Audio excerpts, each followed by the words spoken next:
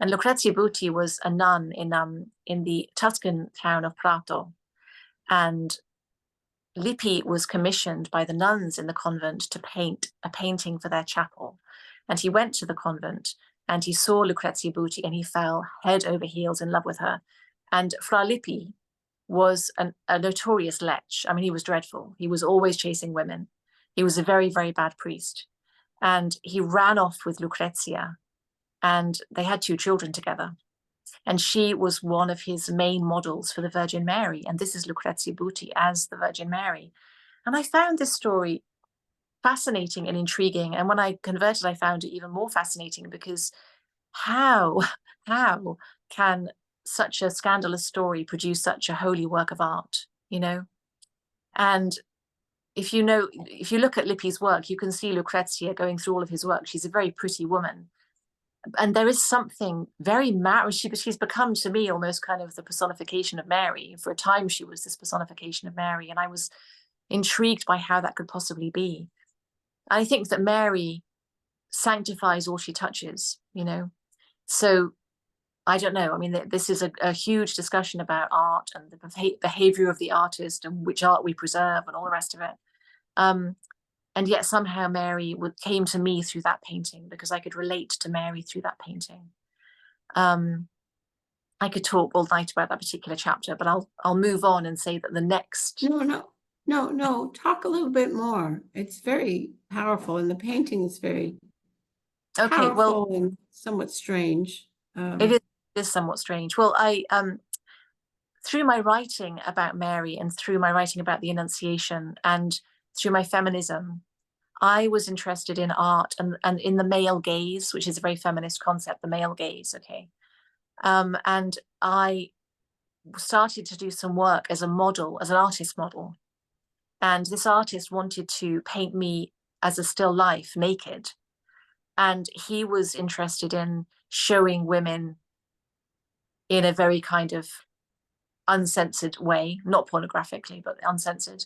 And I was interested in showing women in a similar way, just as they are, without kind of any kind of embellishment, without any kind of makeup, just women of all shapes and sizes. I thought that women should just show the world what they are, to defy the male gaze and just to show their normal selves. So what I talk about later in the chapter is how this modeling happened and how I found it very disturbing to be a nude model, like very disturbing.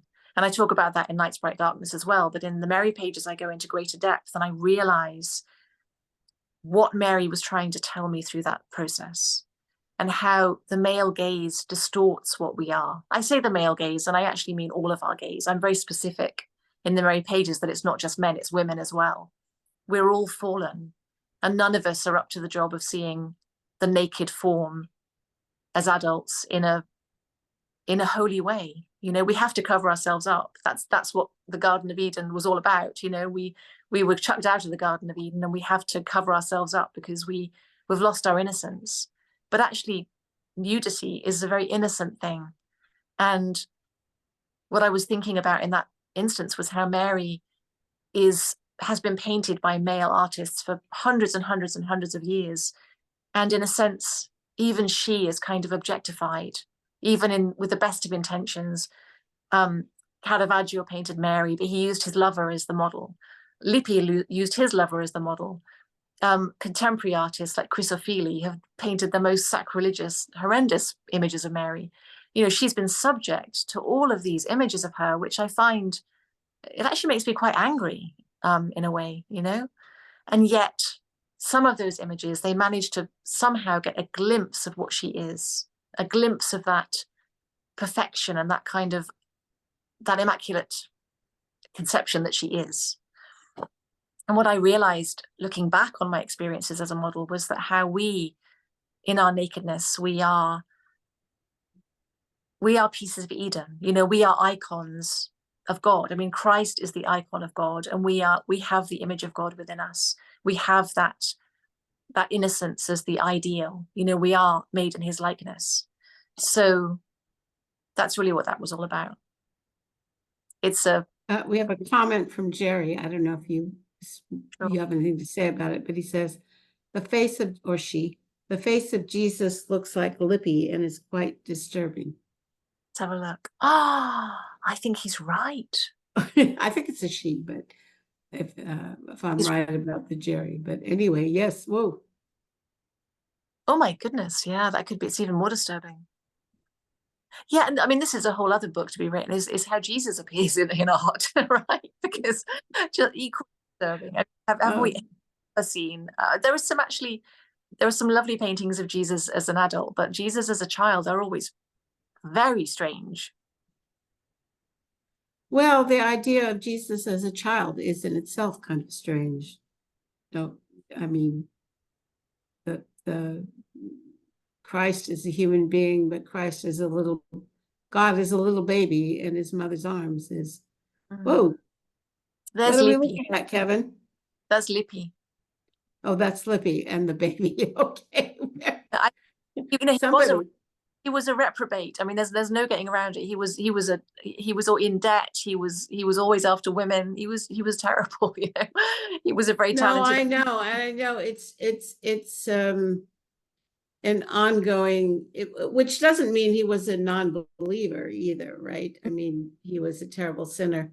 We want our artists to be Fra Angelica, right? We want them to be both great artists and great saints, because we should all be great saints. But that is not the way it works in a fallen world. And it's something we've wrestled with here at the Benedict XVI Institute. I don't know that the artists that part of it is like, if you're energizing a Catholic culture of the arts, who counts as a Catholic artist? And in deference to Archbishop Cordileone and others,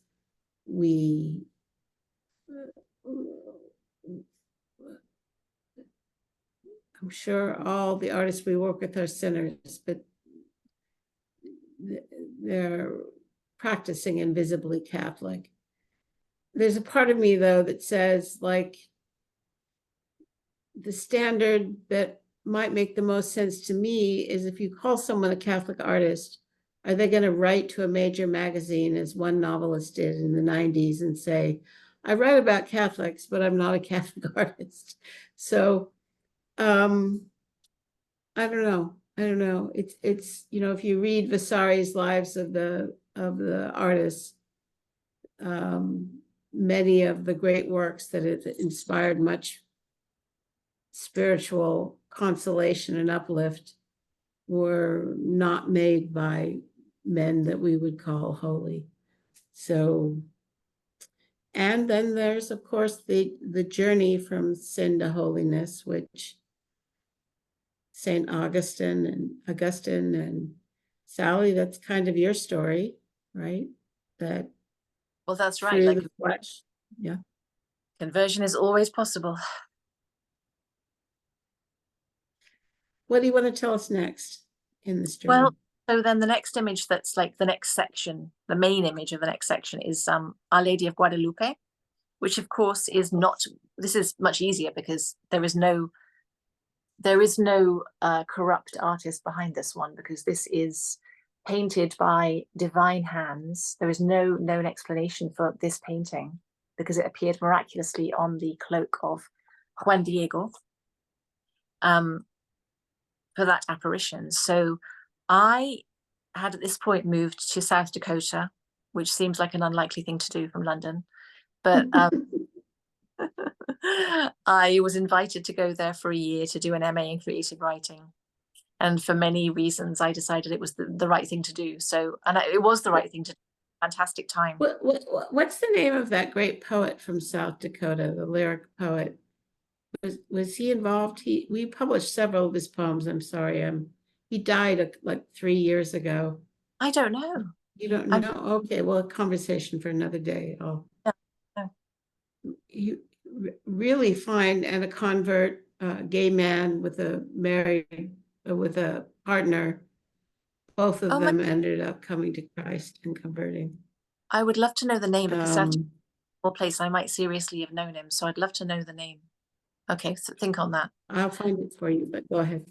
Yeah. So I came to South Dakota, and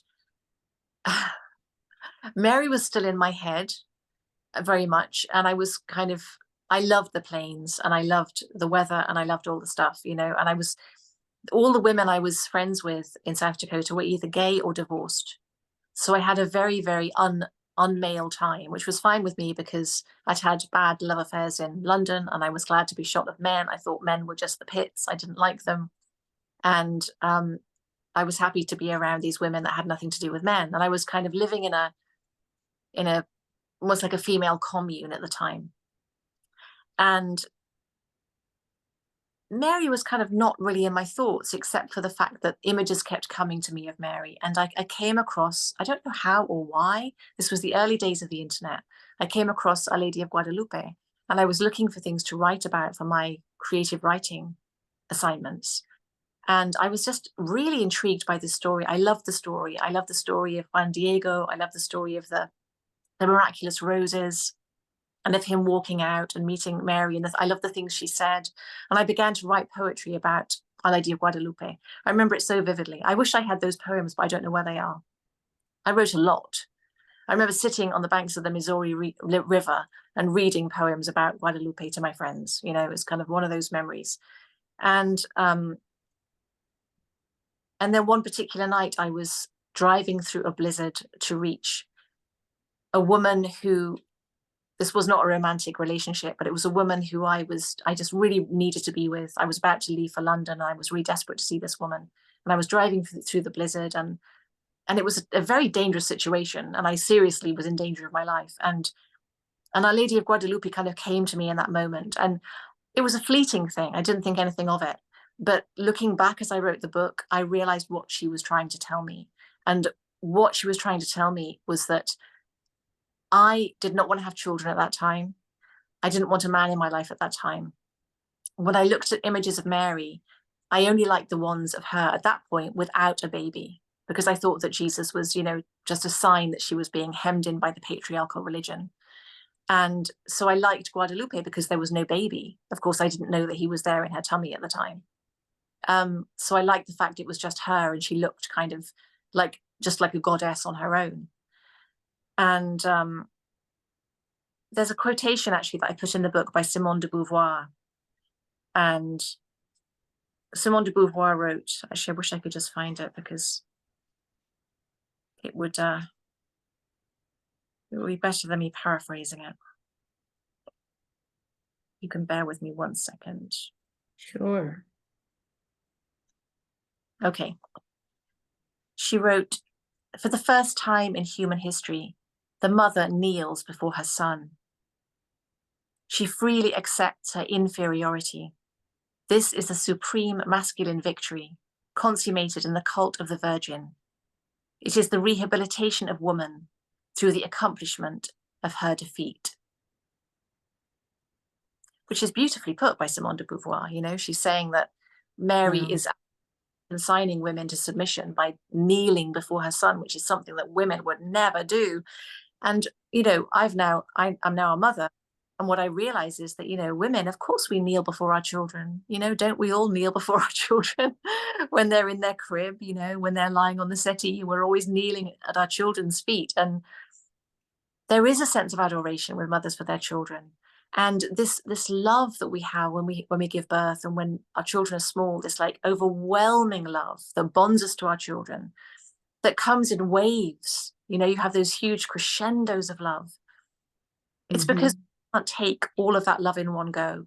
And that love is like a glimpse of divine love, because I think that the love between a mother for her child is the nearest thing, the nearest glimpse we can get to the love that God has for us. That kind of incredible, unconditional, overwhelming love. So, yeah, I guess that's what I'm really trying to say, is that I realized afterwards how much Mary, through her maternal role and her love, is our greatest example in love for God and God's love for us. Wow. So I pulled out of my brain the South Dakota poet His name is Timothy Murphy. And do you mind if I read you a short poem by him? Sure, yeah. It's called Agape. And this is the note about it. It said, Pope John Paul II died on April 2nd, 2005. That night, he visited me in a dream.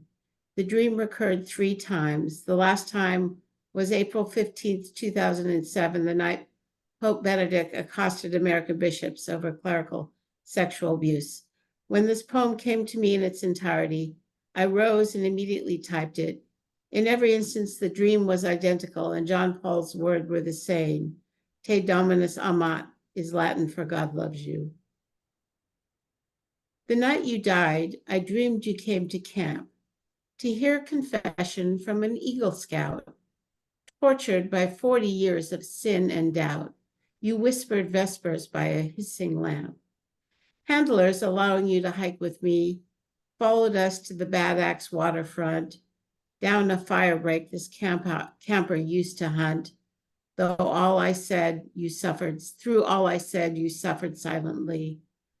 I blamed the authors of my unbelief. St. Paul, who would have deemed my love obscene, the Jesuit who raped me as a teen, the altar boy when I was 6, the grief of a child chucked from Eden, left for dead by Peter's church and all the choirs above, in a thick Polish accent choked with love. Te Dominus amet was all you said. That's beautiful. Anyway, back to the poet with us. But sorry. A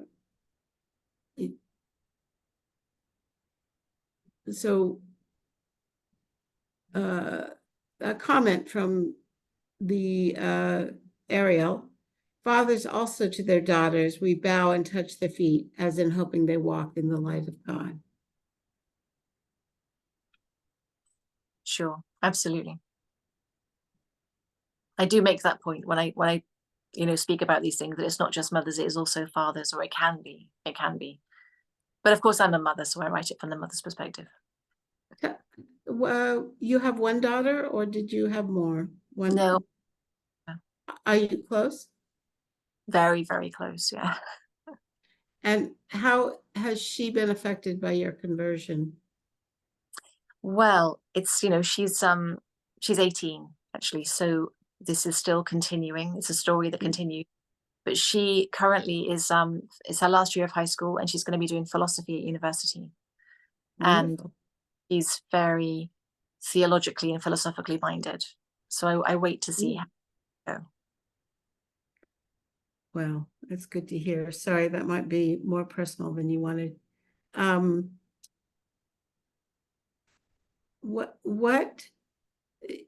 So preface for us what you want to read from the Mary pages moving forward. A section, and it's a chunk so people can sit comfortably. This is from the section called Mother, and this is about Michelangelo's Pietà. And this part I'm going to be reading is really about the Pietà. It's my meditation on the Pietà, but it's also what leads up to it. So in the book, I've just given birth, and I talk about that experience of giving birth and how mothers have this experience that nobody else can share with them except for their child. That's a contentious thing to say, but you have to kind of read it to see what I'm talking about. And then afterwards, we're just going forward now to when my daughter was just learning to walk. And she's learning to walk on the promenade, as we call it in England. It's called the prom, and you call it the boardwalk. This is a 10-minute read, so people need to kind of sit comfortably.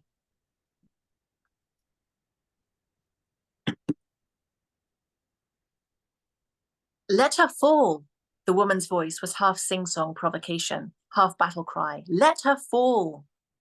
The mothers on the promenade let forth a rumble of agreement, or turned away. The woman was marching up to me now. I thought, she's not a mama, she's a nonna, a grandmother. Her face was creased, and her eyes were dulled like a pencil by years of pressing her point. But her hair was streaked green at the front, and she stabbed at the air with a cigarette. When she saw my face, she rattled out a cigarette-y laugh. She's beautiful. We watched my daughter, on her feet again now, hurtle down the boardwalk with violet fairy's wings strapped to her back. But you have to let her fall, no pick up. She passed into choppy English now that she had the measure of me. You want coffee? I shook my head and felt stupid tears pile up at the back of my eyes. It was carnival, and the ground was thick with chucked confetti. In the purple dusk, the sea was breaking more than usual. Rain began to hit the debris, and wind swept up streamers. The mothers shrieked and hassled their children into cars. I heard my daughter laugh as she ran right down the boardwalk. "Que fai, que fai? What are you doing?" I must have heard it in my head because the storm cancelled everything else but Celia laughing. "You'll catch pneumonia," the nonna with the green hair yelled from a car window as she sped past. Celia and I put our faces up to a sky the colour of fresh bruises and tried to catch the rain on our tongues. It was true. I could not let my daughter fall, or anyway, not pick her up. I had the reputation in the playground of being the overprotective one. You had, the consensus seemed to be, to play roulette with the unfenced play area that bordered a road, or at least with the top of the climbing frame, to toughen a child for the season of their life. At the same time, here, you could not let your child sweat when they ran. By the coffee bar, by the slides, there was even a bank of hairdryers that the mamas used to dry off their hectic, slippery kids. "Non sudare, don't sweat," was the most shouted instruction through the afternoons. The mornings did not exist. They were English time, I discovered, when the Italians were doing other things and we had the shady park to ourselves. And of course, she fell. Down a stone step, outside a coffee bar, her satin knee was grazed for the first time. "Oh!" She jumped up, and after a momentary wince in my arms, trotted off to be with her friends. But I stood there, some pain piercing me deeper than I knew I had depths. "Are you okay?" a new American friend asked, touching my arm.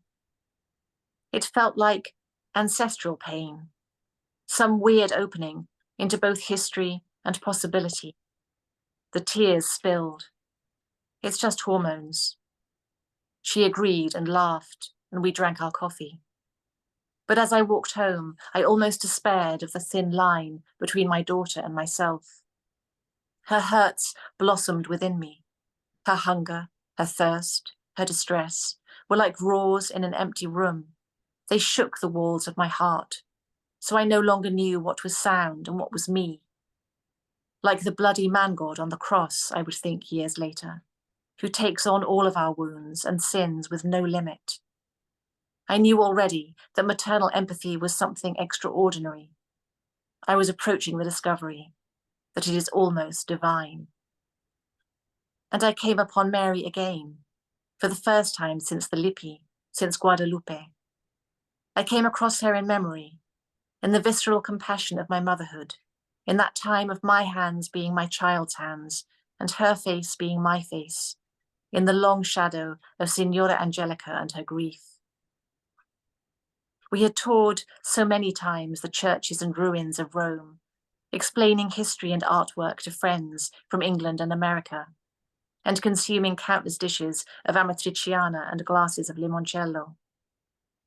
Of all the artworks that I remembered in the Basilica of St. Peter, this was the quietest, the most otherworldly. Kept behind glass now, like a great flower walled in silence, Michelangelo called this his capolavoro. He even signed his name on the sash across Mary's breast. He never signed another work of art. In this, the heart's image, mother and son are one marble pyramid, her head the vertex, the rock of Golgotha the base. Despite the realism, the muscles, the fingernails, the veil, Mary here is disproportionately large. No normal-sized woman could cradle her dead son that way. Jesus has given up the ghost. His face is bloodless and serene. And this outsized virgin is the receiving world. Her arms and fingers are long and tapered as branches that seem to have caught him in a precipitous fall from on high. In Robert Hupke's photograph of this masterpiece, taken from above, this sheer fall is captured. We see that Christ has descended, plumb as a stone dropped into a lake, or an orange from a tree to the earth. As we walk around them, this entwined mother and son, we see that the Virgin's hands say two things. One catches him, grasps him, possesses him, knows that without her he will fall from the knowable world. But the left hand gestures, what is this? It is this hand that speaks to God, like Esther's plea. Help me, who am alone and have no helper but you. Like Job's lament, why is light given to one in misery? And like her own song, my soul magnifies the Lord. The left hand says, this, meaning this is everything, all love, all sacrifice, all pain, all question and all answer. Yes, her lap is wide. She can take anything, the world's sorrow, even though at such cost, him. This scene is the interface of God's pain and the world's rage, the world's pain and God's rage, God's love and the world's need, the world's love and God choosing heart-wrenchingly to need. It is an intolerable sight cast in marble. It is the only sight. Almost 40 years before I would see it, a man arrived in Rome with a hammer and attacked it, breaking off Mary's arm, her nose and an eyelid. The random man with the hammer tried to undo all of it. It was too much. Each man kills the thing he loves. 100 pieces of her break off and are shattered on the floor. The left arm, the declaiming, signalling arm, falls. The tourists scream. A man grabs the beard of the attacker and flings him away. People scramble to gather bits of her, to save, to steal. In the days and weeks that follow, one of those parts is returned as though from a kidnapper. And through minuscule reconstruction of all the shattered fragments, she is somewhat given back to herself, as Christ restored her after the resurrection in St. Teresa's vision. Some features cannot be saved. Her beautiful nose is pieced painstakingly together, but new parts have to be grafted on from the dust of Carrara marble, as though she is a burns patient receiving new skin. So when I come to know her, she is whole again, but behind glass, gesturing to his dead body with her reconstituted left hand, as if there are no words, signing the unspeakable.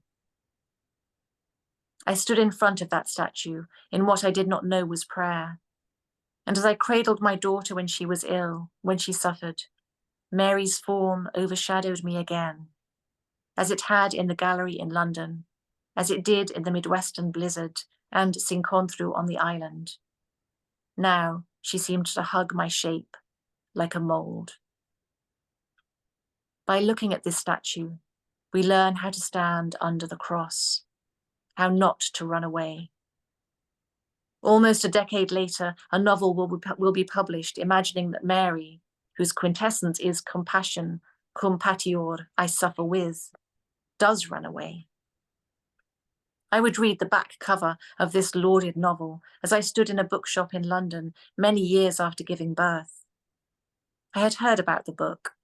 It was supposed to challenge everything we think we know about Mary, present her as a woman fed up with her crazy messianic son, unbelieving and very much afraid for her own hide. I slid the copy back onto the shelf and thought, this man not only understands little of Mary, he understands little of any mother. In the years to come, I have, I admit, wondered about that book. Fellow writers will remind me that artists must have their freedom to reinterpret and to imagine. Isn't it healthy to consider that Mary would have been frightened, conflicted? It is, of course. But the novel might, like Ophelie's elephant dung Madonna, inadvertently deface something that is actually more ordinary. The almost divine love of the countless mothers who do not walk away, who do not doubt their children, and who have always been exemplified and perfected in Mary. But of course, the book defaces more than this.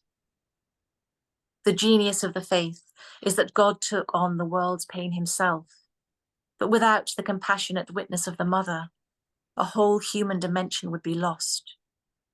She is the altar of sacrifice, the tabernacle of his being, the ears for his cries, the eyes for his wounds.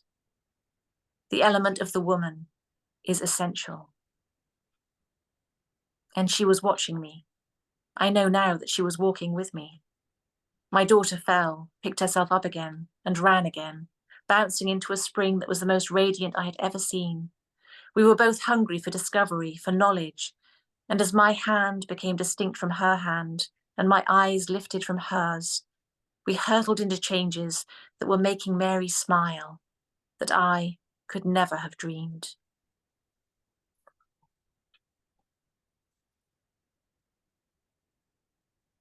Beautiful.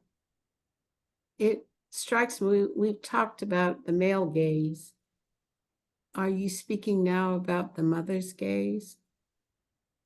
Yeah, I think she does. She watches over us, right? And she was definitely watching. And from that point, that's when leads into the year of my conversion. So she was there, but she took a step back then. And that we see ourselves first reflected in our mother's eyes. That's right. Yeah. Yeah. Well, I'd like to do something. I'd like to break the fourth wall, as they say in the theater, and invite us to be in the same room together, even if virtually. And what that means is, if you don't want me to call on you and say a few words about this talk, your reactions, or maybe just your own relationship with Mary, turn off your video, because otherwise I'm going to just randomly get to know some of you, starting with Rebecca. Rebecca, could you unmute yourself and say hello and tell us how you came to be here? Okay. Thank you. I live in Philadelphia. I'm also a convert, and I came out of some of my from a very secular approach to the world. Just recently, well, I came to be here. I'm not sure how, but I've been following. I've been hearing from the Benedict Institute, Wonderful. and I listened to some of the music that you've introduced me to, or that the Institute has introduced me to. I keep thinking, as I'm really moved. It's too soon for me to say actually how I'm what I make of listening to you, Sally. Though I'm eager to read your books, I'm also thinking I discovered just a few days ago a painting. Well, he's an American painter. I don't know if you're familiar with him, Henry Oswald Tanner, and he was not Catholic, but he was, and his paintings of Mary are, I find, very moving. And I discovered one just recently in which Mary's in profile and in an extraordinarily beautiful lapis robe with the white veiling, and she's just looking at this baby at her feet, actually. She's sitting in a chair and he's on the floor, which as a mother, it makes me anxious a little bit, the placement. And I don't understand really why the child is there. But the Mary's own gaze is just very beautiful. And anyhow, you've given me a lot to think about. Thank you, Sally. We have Well, a link in the chat, by the way. Thank you, Tamara, another fine poet. Wow. I'm sorry. I can't figure out how to share it with you, but go click on that link to see it. And I want to look more on that. But Sally, go ahead and react. I'll really look forward to looking at that image. I'm not going to do it right now in case I upset things, but Yeah. I do know Tanner's Annunciation, and I'd like to look up that painting too. Yeah, that sounds really interesting. Okay, so we'll have to send the link to everybody tomorrow. Do you mind emailing it to me? So otherwise I might lose it, and I'll send it to everyone on the Eventbrite. A question from Christy. She doesn't want to be on camera. This is my first exposure to Sally's work, and it's quite beautiful. I would be interested to know if she thinks it's fine to start with the Mary pages, or if she recommends following her journey by reading her other book, multiple books first. Your conversion memoir is Night's Bright Darkness, and it's an amazing book. But what do you think? Should she just dive into the Mary pages and then work backwards? Yeah, it doesn't matter. I don't think it matters which one you read first, actually, because I deliberately wrote the Mary pages, so you don't need to have read Night's Bright Darkness. So you can do it in any order you want to do it in.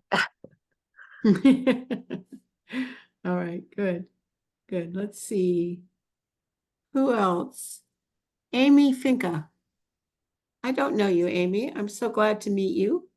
Can you unmute and say hello and tell us, first of all, who are you? Why are you here? Sure.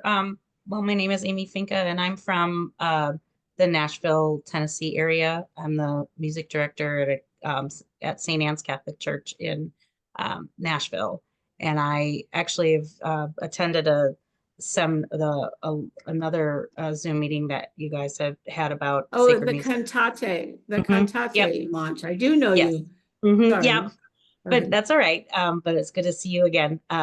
Anyway, it's wonderful to I don't think I've ever really heard a story of a convert that grew up as an atheist, and actually gives me a little bit of hope.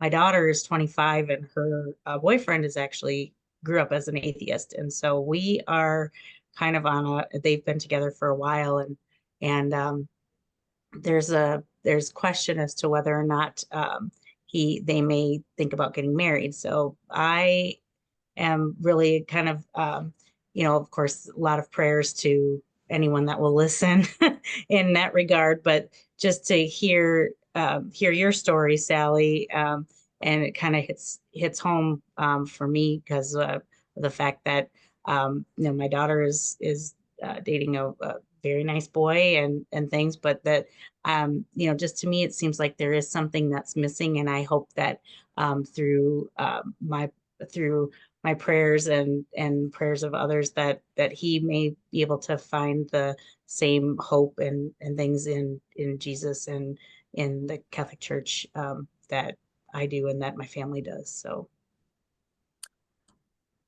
It's definitely one for the rosary then. yes, absolutely. What's his name? His name is Ethan. Okay, I'll pop him into the rosary tomorrow. Thank you so much. Thank you. Hey, Ed, do you want to unmute?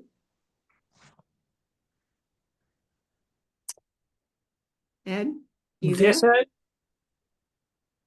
Tell us about yourself, Ed. Okay, I'm a lifelong Catholic, retired naval officer, educated in all Catholic schools. We snowbird. Where are you coming to us from? Well, I was just about to say we snowbird. Normally we'd be in Florida, but we're delayed this year, so we're still in Ohio because that's where our grandkids are. So our schedule is actually determined by what's going on in their lives. And we just saw a concert for one the other day where she was in the honors band, so we were very happy, and we were able to do an early Thanksgiving yesterday. But I was interested in this. I can't remember how I found out about the Benedict 16th Institute, but I was always interested in that. Love the Archbishop. And then when I saw this pop up the other day, I said, well, that's interesting because I've always been interested in poetry. I tried working some poems in, usually Gerard Manley Hopkins, when I was teaching what we call CCD, religious instruction here. and have got an awful lot to think about here. What one? It was a great story about Sally, but all the other artists too. Several of the paintings I knew about, but others I did not, and particularly the Tanner one looks like an interesting one to follow up on. So thanks for having this. This was a great thing, and thanks very much for your work and reading those, Sally. Thanks for Well, I coming. hope you get a copy of it. Here's my cue to raise. Okay. Okay. I don't know why. Oh, there, you can sort of see it. Now you can't really see it, but it's, there you go. The Mary go. Pages, An Atheist Journey to the Mother of God, Word on Fire Press. And really, if you go to Amazon and just put in Sally Reed, you'll pull up Night's Bright Darkness and her poems and a great many other things. So thank you, Ed. Thank you. We have a thank you from Joanne McKee. Thank you, Sally. I loved hearing your quote unquote gaze of Mary. I so desire her as my mother. Yeah, yeah. And she is. I mean, she is your mother. She is. Let me ask Emily, we've only got a few minutes left. Emily, do you want to unmute and tell us about yourself?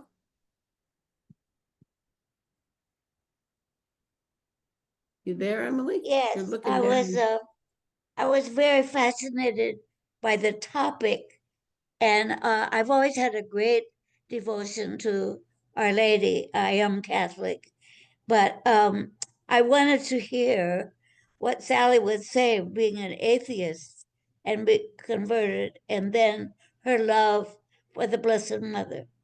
And I was just fascinated to everything she said. And so now I want to read more of it, and I will pay more attention when I see images of Our Lady, because sometimes I just look at the image and think, oh, our Blessed Mother. But I think in a meditation on looking at Our Lady and holding her baby, or sometimes when she's just by herself, and then when she was at the foot of the cross, that's always been a great meditation for me. So I just thank you all for the privilege of being here with you tonight. I'm from Indiana. Oh, great, terrific. You're not from Hawaii, in spite of those beautiful images behind you. So, Bernadette Waterman, can you say hello to us? Unmute. You have to unmute. There's another word there, Ward. Tell us about yourself. Yes, tell us about yourself. I'm a professor at the University of Dallas. In fact, I specialize in Jared Manley Hopkins, and that was my first book. I got involved with the Benedict XVI Institute. First of all, I was getting, email spam from them. But then my daughter, Hope, my daughter, Hope, went on a pilgrimage to all the, a walking pilgrimage with a couple of friends to all the missions in California.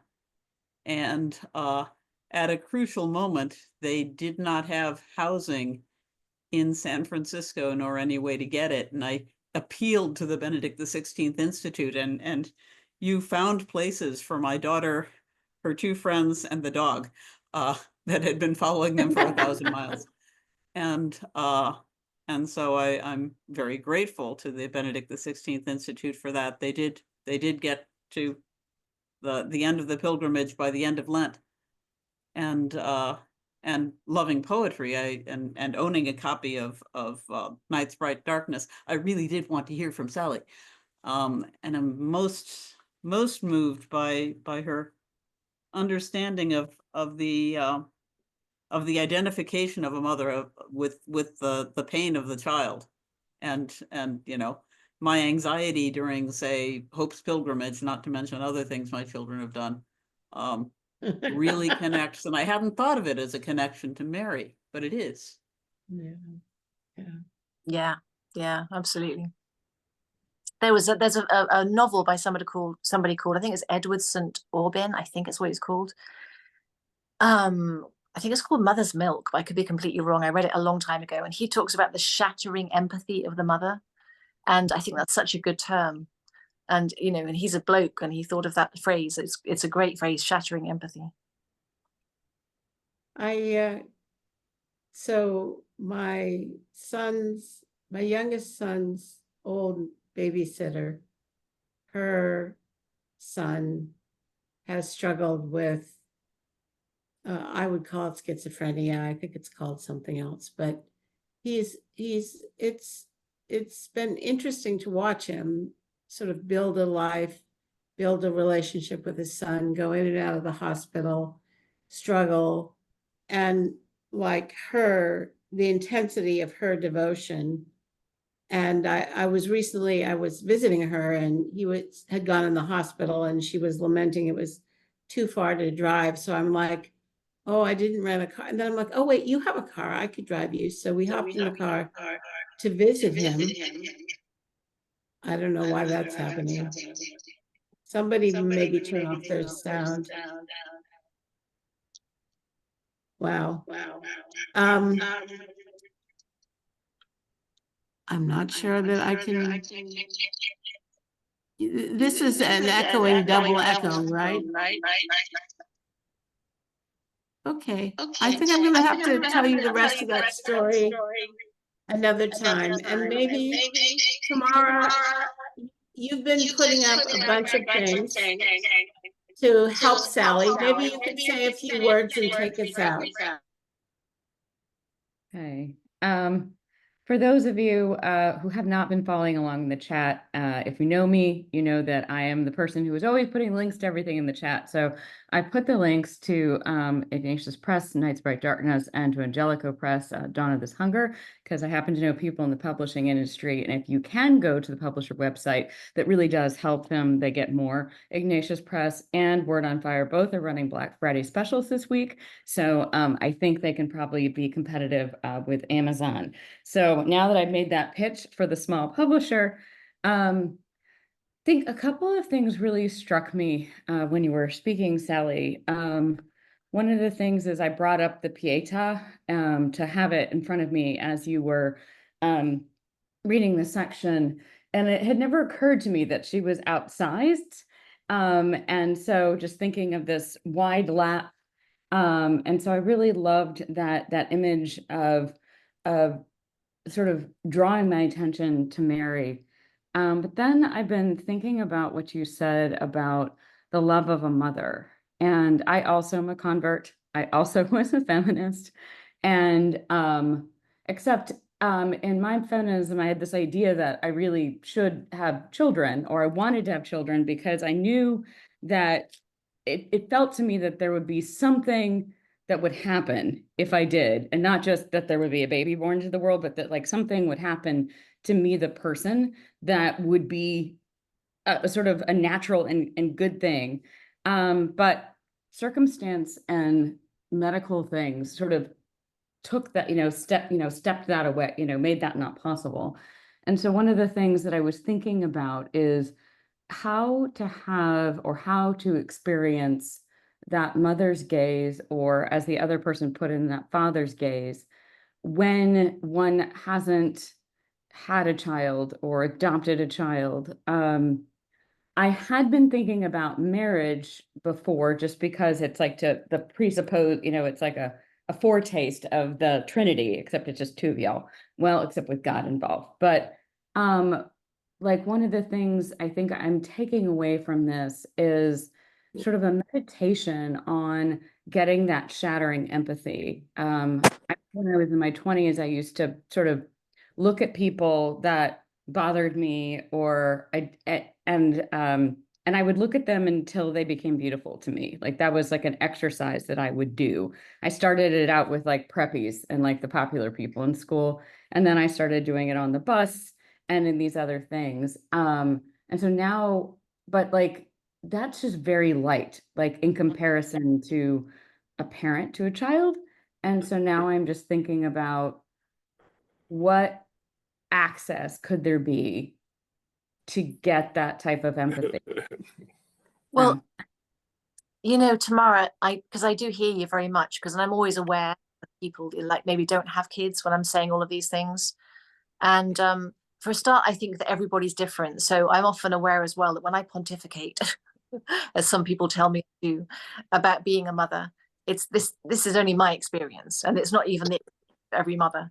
And I think that other people have different experiences in their marriage to what I've had in my marriage. And people have different experiences with friends even, or with their parents. But also we're talking, because I know that you're a poet, I couldn't stop thinking about Gerard Manley Hopkins. And I was, you know, I love his poetry. And, you know, we were just hearing from a lady who wrote a book about him. So perhaps that's why I was thinking about him. But when you read Gerard Manley Hopkins' journals,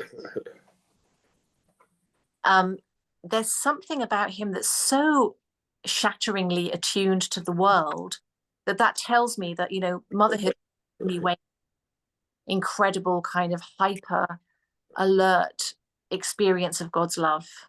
You know, I think that there are other ways in, and that we all have our own different way.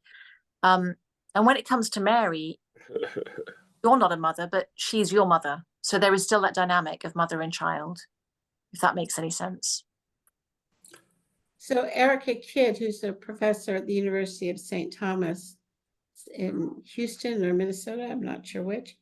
Thank you for this presentation, Sally. I'm enjoying the book and look forward to adding it to my next Mary class at St. Thomas. So Maggie, may I say something? Ariel? Very quickly. No. Ariel, no. I'm sorry, I didn't call on you. And you're interrupting, and we have to go. Do you want to put it in the chat and I can read it out? That's okay. Okay, thank you. I coming out to the very end here, and Sally, we're so grateful to you. I think a lot of people who don't have like my copy will go out and get a copy of the Mary Pages and your other work. Ariel, I hope we get a chance to talk more in the future. And thanks to all of you who came. I do want to ask Sally one last question, which is, do you have a favorite Christmas carol? I do, actually. It's In the Bleak Midwinter. In the Bleak? Say that Midwinter. again. Who is the author? It's the lyrics are by Christina Rossetti. It's actually a Christina Rossetti poem. Ah, yes. That's wonderful. So on December 15th, our next event will be a very Marian Advent prayer service, which is the lovely idea of waiting through that last difficult month, waiting for Christmas with Mary. Each year we commission new Advent/Christmas carols. So we'll have the world premiere of 2 new Christmas carols. And if you're in San Francisco, do come. And if you're not, register anyway, because we will be recording it and you'll be able to see and share these beautiful new carols. One of them is a text by Father Dwight Longenecker, setting new words to an old Welsh lullaby, and it's called Our Lady's Lullaby. The other is by our premier team of James Matthew Wilson, a great poet, and Frank LaRocca, our composer in residence. And it is an adaptation of the 6th century Atheist hymn, which has some beautiful, lovely titles to Mary